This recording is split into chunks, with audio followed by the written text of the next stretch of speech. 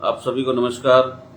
भाइयों, आज मैं आपके समक्ष जो भी बातें बताने जा रहा हूं वो सारी बातें एक तरीके से साइंटिफिक भी हैं, स्पिरिचुअलिटी भी है उनके अंदर और सोशलिज्म भी है। यानी कहने का अर्थ है कि वो सारी बातें उसके अंदर निहित हैं जो यह सिद्ध करती हैं कि हमारी स्पिरिचुअल पावर कितनी स्ट्रांग है और हमारी नेचर ने पहले से सब कुछ डिस्क्राइब कर चुकी है और हमारी साइंस इतनी आगे है कि अभी वहां तक लोग पहुंचे भी नहीं हैं जहां हमारी साइंस जहां से शुरू होती है।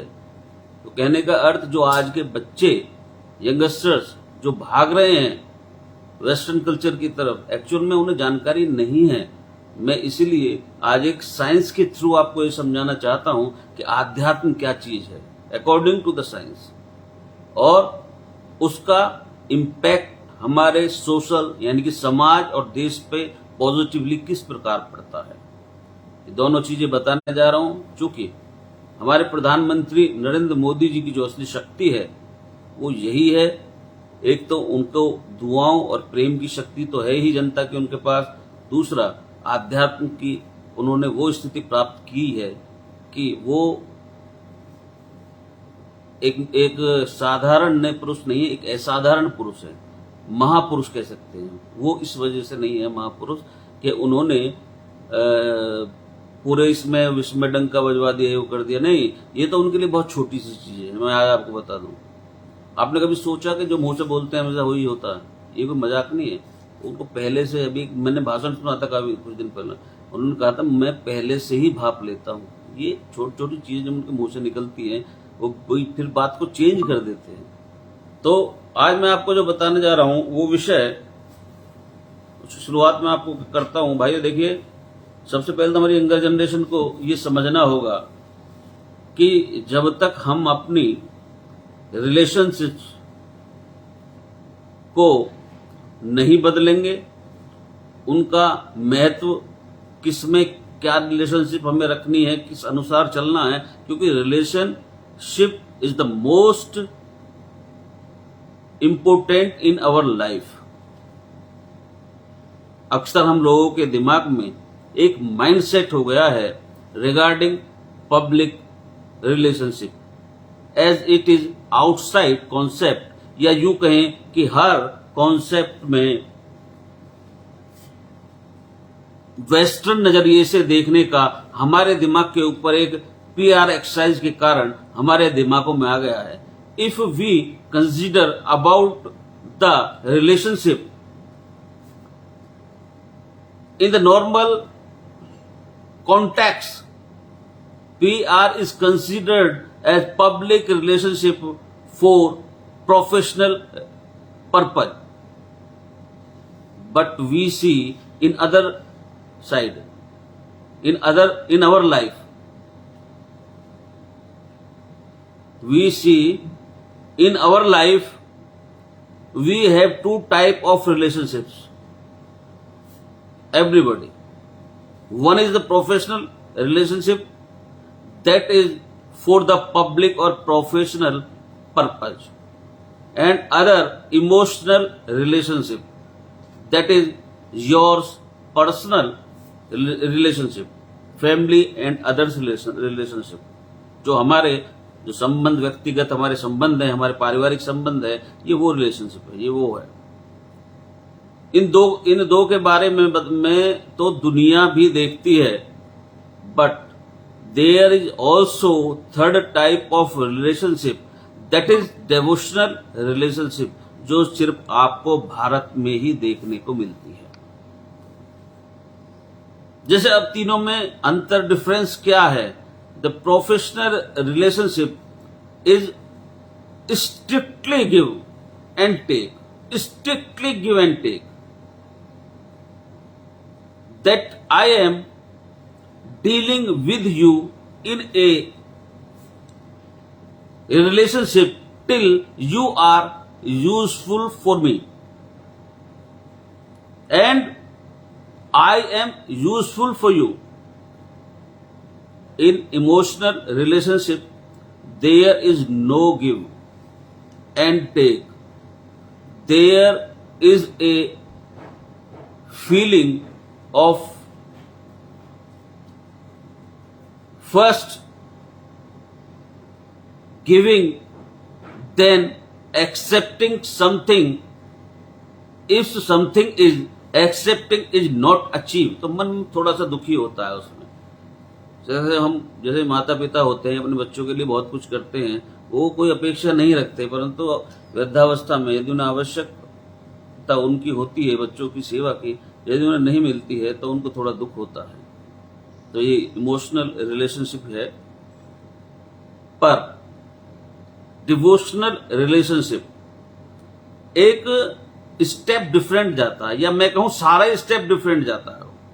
वो तो एक तरीके से बिल्कुल भिन्न है प्रकार की बॉन्डिंग है।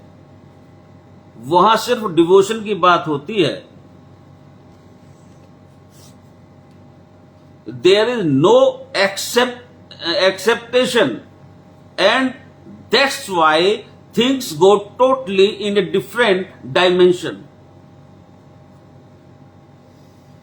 जिसे कहते हैं ना, तुलसीदास जी ने लिखा है ना, न धर्म न अर्थ न काम रुचि गति नहीं, चाहो निर्माण जन्म जन्म रुचि, राम पद चहर वरदान यार। आई डोंट एक्सेप्ट एनीथिंग, न धर्म न अर्थ। अब आप कहेंगे कि ये तो थोड़ा फिलोसॉफिकल हो गई बात, ये लॉजिकली नहीं है, ये फिलोसॉफिकल है। ये फिलोसॉफिकल नहीं है भाई, यही तो फिलोसॉफिकल नहीं है जिसको हम फिलोसॉफिकल समझ रहे हैं, और जो फिलोसॉफिकल है उसको हम रियल समझ रहे हैं। बस इतनी सी बात है, यही गड़बड़ हम कर रहे हैं। इन तीनों रिलेशनशिप को आप नेचर ने खुद डिफाइन किया है। मैं आपको उदाहरण देना चाहता हूं। आपने जितने लोगों ने भी केमिस्ट्री पढ़ा होगा 11th या 12th तक, देखिए मैं तो स्टूडेंट हूं, साइंस का रहा हूं 12th तक, मैंने पढ़ा है केमिस्ट्री। ये जिन्होंने नहीं भी पढ़ा तो वो छोटी छोटी बातें तो सब जानते हैं, दो चार चीजें। कि एटम होता है, एटम के अंदर एक न्यूक्लियस होता है और उसको चारों तरफ से इलेक्ट्रॉन्स घेरे हुए रहते हैं, चारों तरफ से इलेक्ट्रॉन्स रहते हैं उसके चारों ओर। डिफरेंट डिफरेंस एटम्स के डिफरेंस कॉम्बिनेशन से मॉलिक्यूल बनते हैं, और उन मॉलिक्यूल के रिएक्शन से केमिकल्स बनते हैं, और वहां से केमिस्ट्री की बिगिनिंग होती है, शुरुआत होती है। पर आप यूं समझिए, जब दो एटम, भाई साहब I am telling you, I am describe you throughout chemistry, please try to listen carefully, because हम साइंस, हमारी साइंस और हमारे नेचर ने सब कुछ पहले, बहुत पहले बता दिया है। जरूरत है तो अपनी आंखों से उसको देखने की जरूरत है। बस ये वेस्टर्न कल्चर पे जो भाई बच्चे लोग भाग रहे हैं, ये कुछ भी नहीं है भाई। मैं मना किसी चीज के लिए नहीं करता, लेकिन वो बाहर तक सीमित होनी चाहिए, अंदर नहीं घुसनी चाहिए। किसी भी व्यक्ति को वेस्टर्न सभ्यता अपने अंतर्मन में धारण नहीं करनी। बाहर उसकी रेज आए किरण, और उसको रेज आए और लगकर बैक हो जाए, अंदर नहीं जानी चाहिए। देखिए बिल्कुल इंडिविजुअल आइडेंटिटी के साथ खड़े होते हैं वो जो इलेक्ट्रॉन होते हैं। I am just interesting in my self, यानी मुझे केवल अपने से मतलब है। तो वहां पर क्या हुआ, एक एटम है, एटम के अंदर क्या है, न्यूक्लियर है, न्यूक्लियर को चारों ओर से इलेक्ट्रॉन ने घेर रखा है, और वहां पर वो अपना खड़े हैं, कार्य कर रहे हैं, लेकिन वहां पर कोई अभी बॉन्डिंग नहीं हुई है अभी। तो वहां पर क्या है, there is no bonding at all, there is no creation at all. वो हमारे स्वयं तक ही सीमित है केवल। I want to say then comes bonds. अब हम बॉन्ड पे आते हैं। Bond, there are two types of bond. Chemical bond, एक कोवैलिड बॉन्ड हुआ और दूसरा इलेक्ट्रोवैलिड बॉन्ड। मैं ये चीजें आपको, ये बात मैंने पिछले उसमें बताई थी आईडी में, वो दरअसल ब्लॉक हो गए। ये बहुत इंपॉर्टेंट चीज है। यदि आपने इसको समझा, समझने की कोशिश की, मैं इसी तरह की बातें आपको मतलब ऐसी जानकारियां दूंगा। ये बहुत ही हमको समझाना का तरीका, ये श्री कृष्ण ने, भगवान श्री कृष्ण ने एक एक चीज गीता में पूरी साइंटिफिकली समझाई है। इसीलिए मैं गीता पर बार बार जोर देता हूं, क्योंकि ये सारी चीजें निकल के ही गीता से आई हैं। गीता के अंदर पूरा विज्ञान है। तो एक जो है कोवैलिड बॉन्ड होता है और दूसरा इलेक्ट्रोवैलिड बॉन्ड होता है। कोवैलिड वो होता है कि जब दो एटम्स के बीच आउटर बॉडी, समझना भाई, दो एटम्स के बीच आउटर बॉडी के जो इलेक्ट्रॉन होते हैं उनकी आपस में शेयरिंग हो जाती है। यानी इसने इसको दिया, इसने इसको दिया। जैसे ही शेयरिंग हुआ, you share certain interest for you, share certain values. थोड़ा थोड़ा जो सेक्रीफाइस है वो यहां पर दोनों को करना पड़ा। ये मैं आपको कोवेलेंट के बारे में बता रहा हूं, शेयरिंग करनी पड़ी। Then the bonding has starts. जिन्होंने पढ़ा होगा केमिस्ट्री, उनको ये ज्यादा बेहतर पता होगा कि कोवेलेंट से ज्यादा स्ट्रॉन्ग इलेक्ट्रोवोलेंट होता है। इलेक्ट्रोवोलेंट क्या है?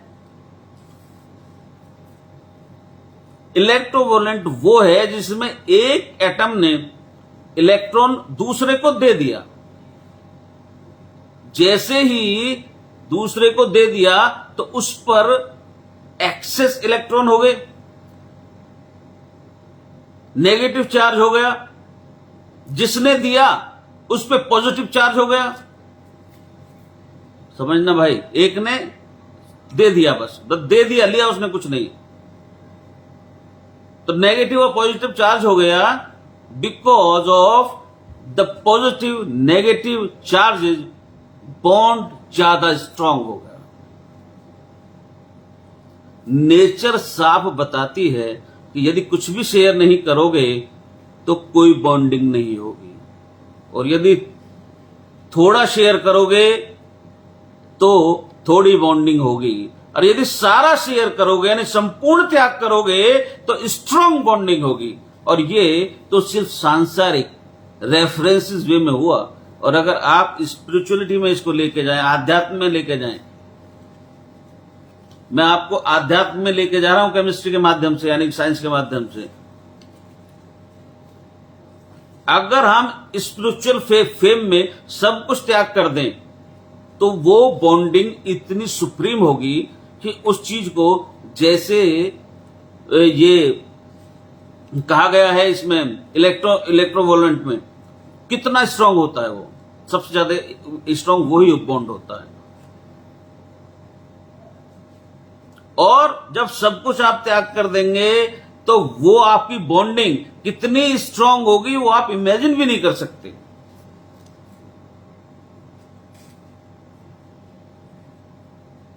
अब देखिए, मैं एक छोटा सा उदाहरण देता हूं आपको।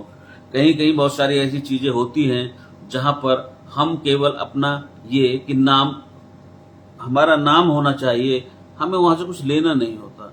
जैसे अभी राम मंदिर में दीपावली मनाई गई थी, तो सभी दीपावली में आए, अयोध्या में लगभग 21 लाख दिए जले। तो ये जो दिए जलाने वाली जो बात है, क्या इसका कोई एक्सेप्शन था कि हम ये दिए जलाएंगे तो इससे हमें कुछ मिले? नहीं था ना, केवल डेवोशनल था। उन्हें बस इस बात की खुशी थी कि मेरे नाम का दिया भी एक जल जाए। जैसे आप सबने वो कहानी सुनी है कि भगवान श्री राम जब राम सेतु बना रहे थे तो एक गिलहरी की कहानी जो आप सबने सुनी है कि वो अपनी पीठ पर रेत रख के लाती थी बार बार, तो भगवान श्री राम देख रहे थे, वो वहां पर गिराती तो उन्होंने कहा कि तुम्हारे इस रेत से क्या होगा। उसने कहा रेत इशू नहीं है, इशू ये है कि राम के काम में मेरा कोई योगदान होगा कि नहीं। इसलिए मैंने आपको ये एग्जाम्पल दिया। और देखिए ये तीनों बातें जिस कल्चर से आती हैं उसी में इम्पैक्ट करती हैं। जब आप क्या नाम है प्रोफेशनल और पब्लिक रिलेशनशिप की बात करते हैं तो वहां पर कभी कभी आप जब डिसीजन में टॉप पर पहुंचते हैं तो आप क्या कहते हैं, आपके मुंह से क्या निकलता है? Nothing personal, strictly professional. आपके मुंह से अंग्रेजी ही निकलती है। क्यों? क्योंकि अंग्रेज केवल जानते ही ये हैं, उनका सब कुछ गिव एंड टेक के ऊपर आधारित होता है और कोई दूसरा विषय है ही नहीं उनके पास। आध्यात्म तो बहुत दूर की चीज है। तो यहां पर इंग्लिश ही बोली जाएगी। और इसका यदि हम हिंदी में बोलें तो इसका क्या अर्थ हुआ कि हम ये नहीं कहते ये हिंदी में कि सब कुछ व्यक्तिगत है,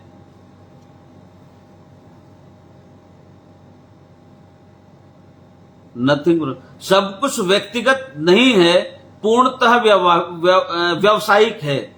हिंदी में ये शब्द नहीं प्रयोग होता। Nothing professional strictly, sorry nothing personal strictly professional. तो भाइयों मेरे कहने का मतलब है यहां पर जो कार्य जिस चीज से जुड़ा है, जहां से इस चीज का उद्भव हुआ है, उसी भाषा में बोला जा रहा है। स्वार्थ है इसमें, इंग्लिश में ही ये यूज होता है, हिंदी में नहीं बोला जाएगा ये शब्द। तो ये हमारी जो भाषा, हमारी नहीं है वो भाषा, थर्ड क्लास भाषा। वो भाषाएं जितनी है वो भी हमारे कल्चर को डिफाइन करती हैं। अब जैसे अब जब आप डिवोशनल पर आते हैं, जिस हमारे प्रेमानंद गुरुजी हैं, तो आप क्या कहते हैं कि क्या गुरुजी की कृपा हो जाए। तब आप ये नहीं कहते हैं I want to get the store by the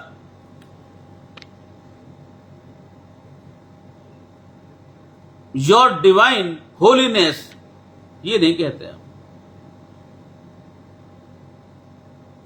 ये भाषाएं भी आपके मन के भाव को दर्शाती हैं। आपका कौन सा बॉन्ड कहां पर बन रहा है।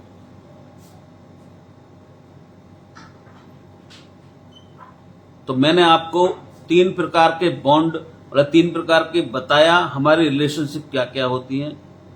और तीनों प्रकार में जो तीसरा मैंने आपको बताया वो जो डिवोशनल है वो भारत में ही होता है और कहीं होता ही नहीं है। डिवोशनल रिलेशनशिप लोग जानते नहीं उस विषय में त्याग क्या होता है। और मैंने ये भी बताया कि हमने केमिस्ट्री में ये सारी चीजें पहले से बहुत पहले सिद्ध कर दी हैं, जो उन्होंने अब अपनी पुस्तकों में, विज्ञान की पुस्तकों में अब लिखा है, यानी 100-150 साल पहले जो भी लिखा होगा जब शुरुआत हुई। तो कहने का मतलब है जो बच्चे इधर उधर भाग रहे हैं उनको अपने अंदर धारण क्या करना है, अपनी सभ्यता, अपनी संस्कृति, और कामयाबी भी जब ही मिलेगी।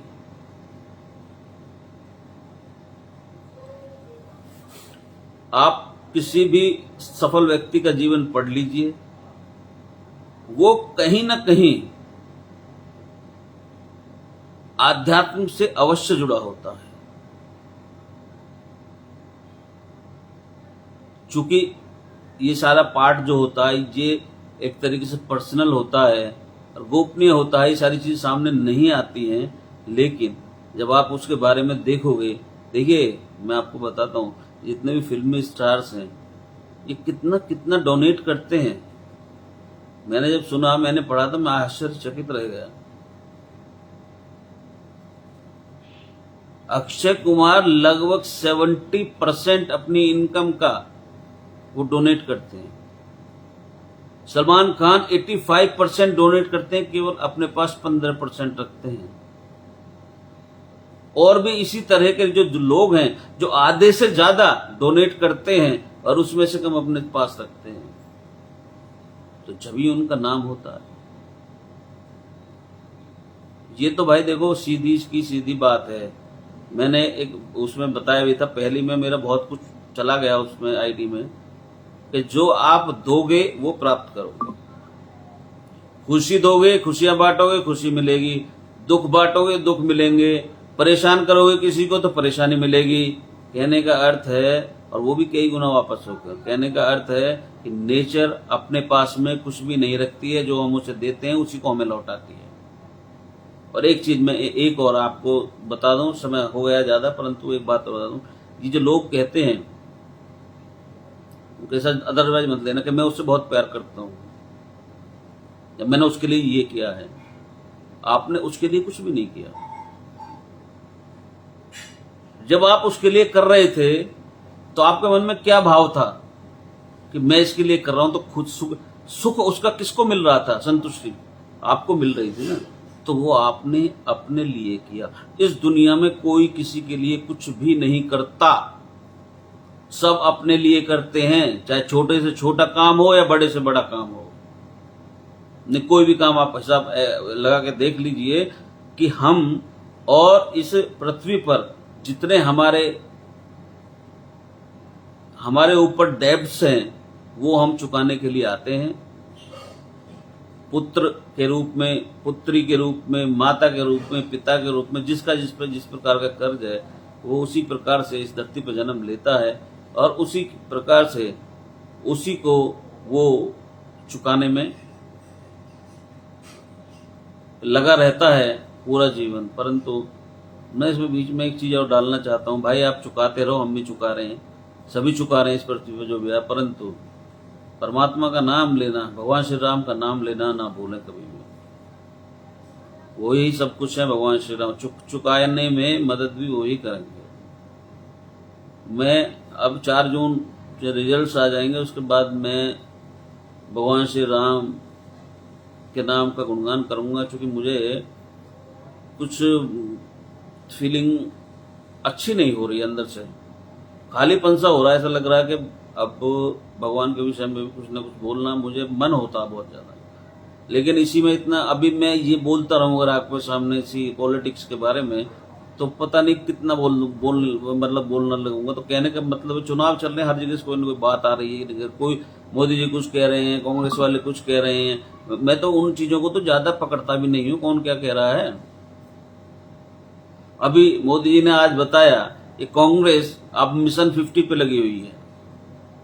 3-4 दिन की बहुत बड़ी उनकी जो वो हुई है, चर्चाएं हुई, उसके बाद में रिजल्ट ये परिणाम यह निकल के आया है कि हमें मिशन 50 पे काम करना है। मिशन 50 का मतलब हुआ कि हमें 50 सीट लानी है पूरे देश में से। अब मैं इन सारी चीजों को अगर आपको बताने लगूं तो कितना समय लग जाएगा। वो तो सब बता ही रहे हैं, अपने प्रधानमंत्री जी भी बता रहे हैं, योगी जी भी बता। हाँ, जो महत्वपूर्ण बात होती है मैं उसको दोहराता हूँ और उसकी गहराई में लेके जाता हूँ। लेकिन मैं फिर आपसे दरख्वास्त करूंगा कि आप अब जो चुनाव 20 तारीख को आ रहा है उसके लिए भाइयों पूरी तरीके से समर्पण भाव से अपने देश के लिए बाहर निकलें और मतदान अवश्य करें। ये आपका कर्तव्य होने के साथ साथ ये आपकी भविष्य की दिशा और दशा को तय करता है। यदि आपने किसी को वोट करा, यदि वो व्यक्ति जीतता है तो आपके मन में कहीं ना कहीं प्रसन्नता का भाव अवश्य आता है। और यदि कोई व्यक्ति आपने वोट किया वो हार गया तो आपके मन में ये आता है आखिर वो हारा तो हारा क्यों। एक तो आप निष्पक्षता के आधार पर चुनाव करो, वो वोटिंग करो। कोई जाति, धर्म और संप्रदाय, पंथ, इन सबको एक साइड हटके एक उस दृष्टिकोण से वोट कीजिए कि कौन सी पार्टी, कोई भी पार्टी, मैं किसी विशेष पार्टी विशेष का नाम नहीं ले रहा हूं, किसी भी पार्टी को आप सारी एनालिसिस कीजिए। ये 5 वर्ष का एक पर्व ही मान लीजिए, 5 वर्ष में आता है और ये पंचवर्षीय योजना बहुत बहुत बहुत महत्वपूर्ण होती है, जिसमें प्रधानमंत्री का चयन होता है। इसमें आपको निष्पक्ष होकर वोटिंग करना चाहिए। ये हमारी आधार है, ये हमारा बेस है। इसमें हमें धर्म संप्रदाय इन सब में नहीं बंटना चाहिए बिल्कुल भी। आज मैंने सुना वोटिंग जिहाद का भी एक मैटर चल रहा है, तो मतलब ऐसी जो बातें हैं उन चक्करों में बिल्कुल किसी के में मत पड़ी है। मैं तो ये यहां तक कह रहा हूं, आप भाजपा के भी मत सुनो, भाजपा की भी खुद एनालिसिस करो। मैं भाजपा में हूं, परंतु मैं आपको ये कह रहा हूं, यदि आप मेरी सुने माने तो आप अपना खुद एनालिसिस कीजिए, निष्पक्ष अपनी वोटिंग कीजिए, बिना किसी धर्म, आधार, जाति, पंथ, संप्रदाय इनको छोड़कर जिस भी विषय पर आप वोट करना चाहते हैं उस पर वोट कीजिए। विषय होना चाहिए, हमारी जाति, हमारा धर्म, हमारा खानदान, ये नहीं होना चाहिए। सब्जेक्ट मतलब कारण होना चाहिए वोटिंग क्यों की जा रही है। जब भी देश विकसित होगा, जब भी देश की प्रगति होगी, जब हर व्यक्ति जागरूक होकर जाति, धर्म इन सबको त्याग कर भारत के विकास के लिए निष्पक्षता से वोटिंग करेगा, जब भी बेहतर परिणाम, जितने बेहतर परिणाम आज तक आए हैं 1950 के बाद, 47 के बाद, उससे और अधिक बेहतर परिणाम आएंगे। आप सबने मुझे सुना। जय जय श्री राम, जय जय श्री राम।